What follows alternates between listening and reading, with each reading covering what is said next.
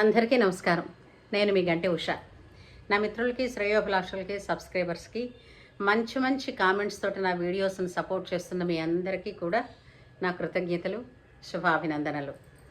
నేను ఒక 2 రోజుల క్రితం బెట్టింగ్ యాప్స్ మీద ఒక వీడియో చేశాను. కాకపోతే అది చాలా తక్కువ వ్యూస్ వచ్చాయి. దానికోసం నేనేమనుకుంటానంటే, అలాంటి సోషల్ అవేర్నెస్ తీసుకొచ్చేవి చాలా తొందరగా ప్రజల మధ్యకి వెళితే, ఏమో ముఖే సరస్వతి అని ఎవరి మాట వలన ఎవరికి మనసు మారుతుందో, ఎవరు మళ్ళీ మంచి అలవాట్ల వైపు మళ్ళుతారో అన్నది ఒక ఎప్పటికీ కూడా ఒక ఆశ అంటూ ఉంటుంది కదా. సో అలాగా మళ్ళీ దాని గురించి ఇంకొంచెం వివరణగా ఈరోజు నేను చెప్పాలనుకుంటున్నాను. దయచేసి విన్న ఈ ఆడియోని చూసిన ప్రతి ఒక్కళ్ళు కూడా ఒక లైక్ చేయండి.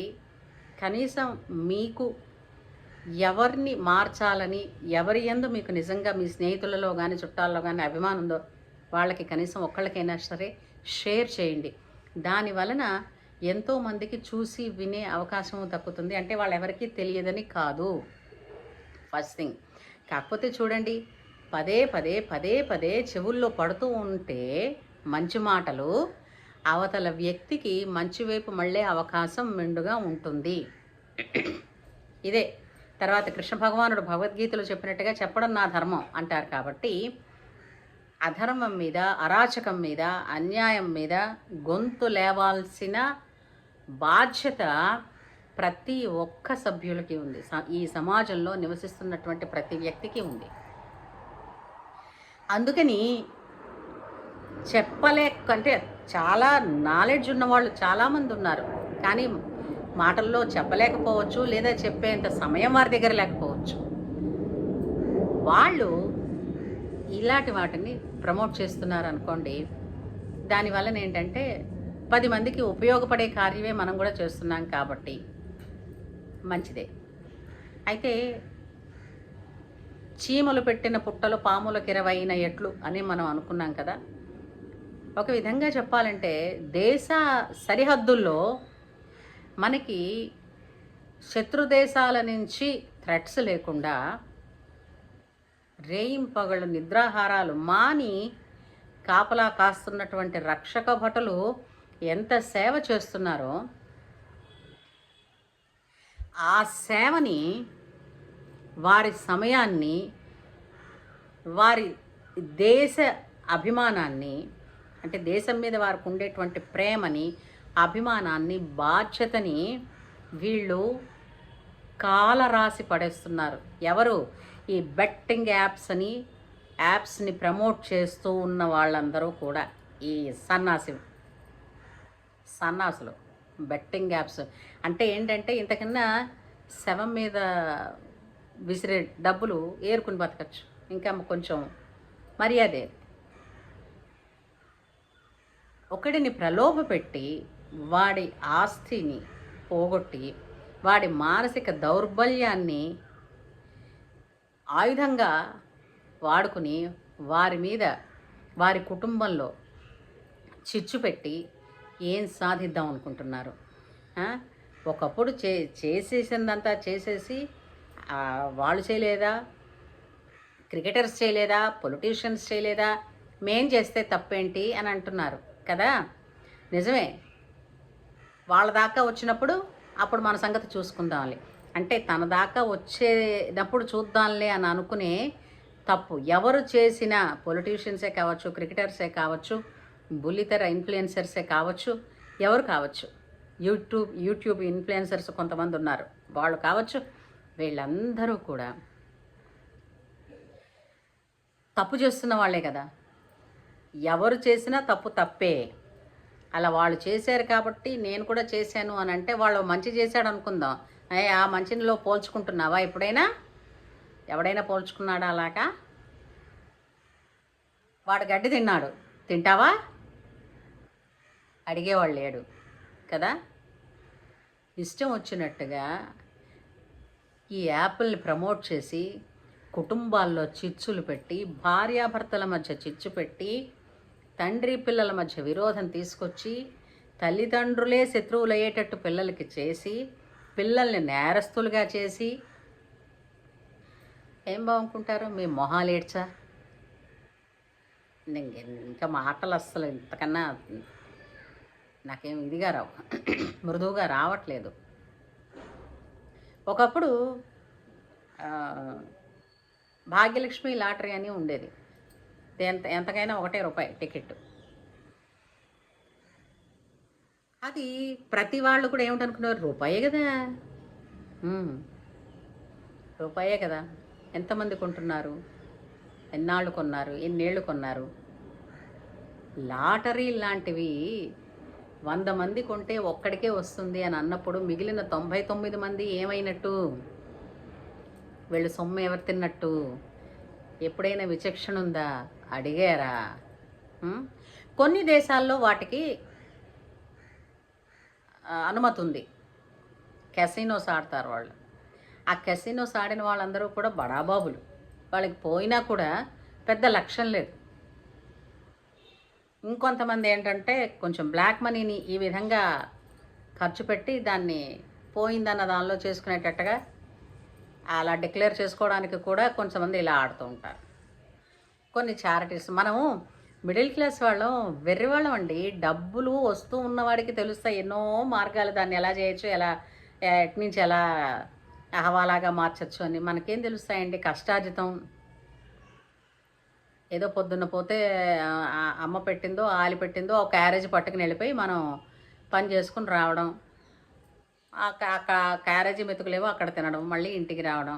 నెల అయ్యేసరికల్లా ఈ జీతం వస్తుంది. జీతం వచ్చే లోపల ఎన్ని మొత్తం పాయింట్స్, ఎన్ని బిల్స్ ఉంటాయో, ఏమిటి చేయాలో ఇవన్నీ బడ్జెట్ సిద్ధమైపోతూనే ఉంటుంది. జీతం వచ్చిన వారం రోజుల్లో హారించుకుపోతుంది. మళ్ళీ ఏం చేస్తాం అని జాగ్రత్త కదా. ఇలాంటి సామాన్యమైన కుటుంబాలు ఎన్ని చెదిరిపోయాయి. ఎందుకంటే ఈజీ మనీ అనేటువంటి ఆశ పెట్టడం వల్ల. ఆశ కాదది, దురాశ, పేరాశ. ఒకరి బలహీనతని వాడుకుని ఎదగడం అన్నది అంతకన్నా తుచ్చమైన పని మరొకటి లేదు. ఇంతకన్నా అశుద్ధం తినడం మంచిదే. ఇలా అన్నానని కాదు, చేశారు తప్పు కాబట్టి గొడ్డు గోతులో పడితే తలోరాయి. ఆ పాపిష్టి సొమ్మంతా తెచ్చుకున్నప్పుడు వాడుకున్నప్పుడు బాగుందే, మరి ఇప్పుడు మాటలు కూడా పడాలి. మీరు మారేదాకా అంటూనే ఉంటారు. నేను కాకపోతే 1,00,000 గొంతులు ఉన్నాయి ధర్మాన్ని అనుష్ఠిస్తున్న గొంతులు, అవి లేస్తాయి. జాగ్రత్త. ఇలాంటి పిచ్చి పిచ్చి ప్రలోభాలు మీకు పెట్టి మీకు ఇన్ని కోట్లు ఇస్తాము మీరు యాడ్ చేయండి అని అంటే మీ వివేకం ఎక్కడికి వెళ్ళింది? మోకాల్లో దిగజారిపోయింది. మారల్స్ లేవు, వాల్యూస్ లేవు, పాప భీతి లేదు సమాజంలోని. ఈరోజు నడిచిపోయింది, చాలు. రేపు సంగతి రేపు చూద్దాం. మారండి. Every action has an equal and opposite reaction. ప్రతి చర్యకి ప్రతిచర్య ఉంది. ఇది నేను చెప్పలేదు, ప్రకృతే చెప్పింది. చేసిన పాపాలు వెన్నంటుతాయి. ఈరోజు సెల్ ఫోన్లు ఆపేసుకుని స్విచ్ ఆఫ్ చేసేసుకుని ఎక్కడికో పారిపోయి, ఎక్కడికి పారిపోయినా మీరు చేసిన పాపం మీ వెంటనే ఉంటుంది. అంచేత చేసిన తప్పుని దిద్దుకుని తిరిగి మళ్ళీ సవ్యంగా జీవించడం, జీవింపచెయ్యడం నేర్చుకోండి. ఎన్ని కుటుంబాలు నాశనం అయిపోయాయో తెలుస్తూ ఉంది. ఇంకా ఇంకా ఇంకా ఇంకా బయటపడుతున్నాయి అలాంటివన్నీ. ఈ పాటికి ఎన్ని వందల వేల కోట్లు వెళ్ళిపోయాయో ఈ ద్వారాగా. నాకు కూడా తెలిసిన ఒక పెద్ద మనిషి, ఒక ఆమె ఉంది, పని పాట లేదు. మరి ఆఫీస్కి వెళ్ళే లోపల డబ్బులు సంపాదిస్తున్నాం. ఇప్పుడు డబ్బులు సంపాదిస్తున్నానంటే నేను డబ్బులు సంపాదిస్తున్నానంటే నా డబ్బులు నా చేతిలో ఉన్నాయి కదా. అంచేత నేను అడిగితే నేను ఆడుతున్నానంటే అడిగేదెవడు? ఇప్పుడు ఈ సంకటం ఒకటి ఉంది అందరికీ కూడా. నేనేం నీ డబ్బులు అడిగానా, మీ నాన్న డబ్బులు అడిగానా, నీ బాబు సొమ్ము అడిగానా? నా డబ్బులు కదా నేను పెట్టుకుంటున్నానని టెంపర్తో వాగుతున్నారు చూడండి. నష్టపోయిన రోజున, లక్షల్లో అవతల వాడు థ్రెట్ చేసిన రోజున నాకు కొంచెం అప్పిస్తావా అని ఏడ్చుకుంటూ వీళ్ళ గుమ్మం ఎక్కడం, వీళ్ళు ఇవ్వకపోతే ఆత్మహత్యలు చేసుకోవడం ఎంతమందిని చూసామండి? అందరూ చూశారు కదా. ఈజీగా మనీ ఎవరికి వచ్చింది? ఎవ్వరికీ రాలేదు.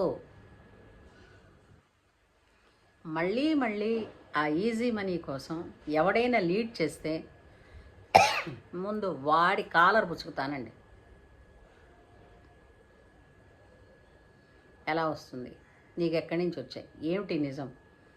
అసలు ప్రమోట్ చేస్తున్నారంటే అందులో ఏదైనా కొంచెమైనా నిజం ఉండాలండి.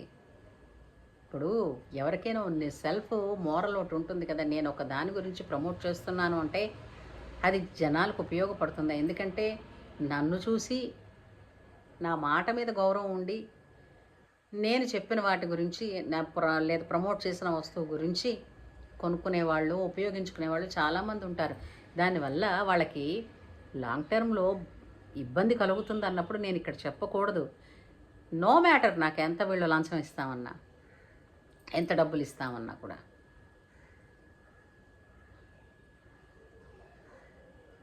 ఎప్పుడైనా సరే కష్టార్జితం అన్నది సంతృప్తినిస్తుంది, ధైర్యం ఇస్తుంది. ఫస్ట్ ధైర్యం ఇస్తుంది.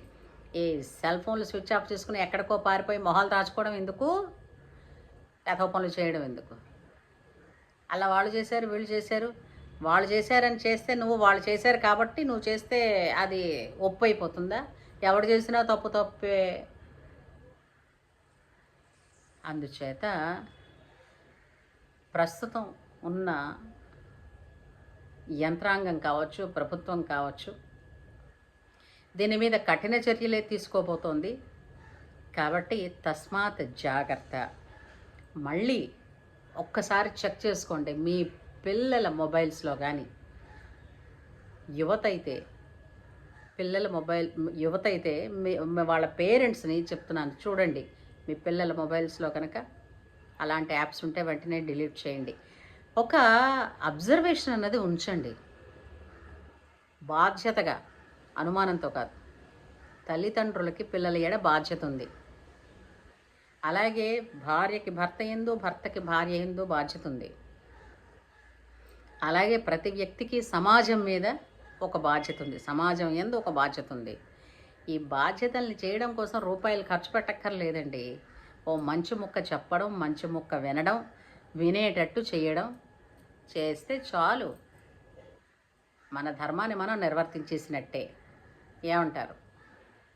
ఇది ఒక ఉద్యమంలాగా తీసుకుని ప్రతి ఒక్కళ్ళు కూడా బెట్టింగ్ యాప్స్ అన్నా, బెట్టింగ్ అన్న పదం వచ్చినా ముందు ఎందుకైనా మంచిది. మా చిన్నప్పుడు మా మావయ్య వాళ్ళు అంటుండేవారు, దేహశుద్ధి లేదురా వీళ్ళకని.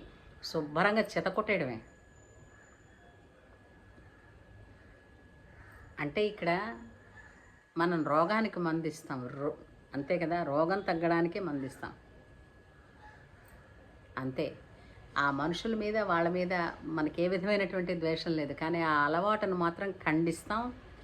ఆ అలవాటు నుంచి వాళ్ళు విముఖులయ్యే వరకు కూడా మనం విడిచిపెట్టము. మన ఇల్లు మనమే బాగు చేసుకున్నట్టుగా, మన ఇల్లును మనమే శుభ్రపరచుకున్నట్టుగా మన సమాజాన్ని మనమే శుభ్రపరచుకోవాలి. ఏమంటారు? మీరు అవునంటే ఒక లైక్ చేసి ఎస్ అని కిందన ఒక కామెంట్ పెట్టండి. ప్రతి ఒక్కళ్ళకి చేరేటట్లు చూడండి. అట్లాగే మీ బాధ్యతగా కనీసం ఒక్కళ్ళనైనా ఈ అలవాటు నుంచి తప్పించండి, లేదా అలాంటి అలవాట్ల వైపుకి, అలాంటి ఈ బలహీనమైనటువంటి ఈ ప్రలోభాలకి వెళ్లకుండా చూడండి. చేస్తారు కదా, మీరు చేస్తారు. మీరు తలుచుకుంటే ఏమైనా చేస్తారు కదా. సో ఉంటాను మరి. మీ తాలూకు ప్రతిస్పందన నేను కింద కామెంట్స్లోను, లైక్స్లోను చూస్తాను. కలిసి చేద్దామా? కలిసి ఎదుగుదామా? కలిసి ఇలాంటి దురాగతాలను ఎదిరిద్దామా? జై హింద్.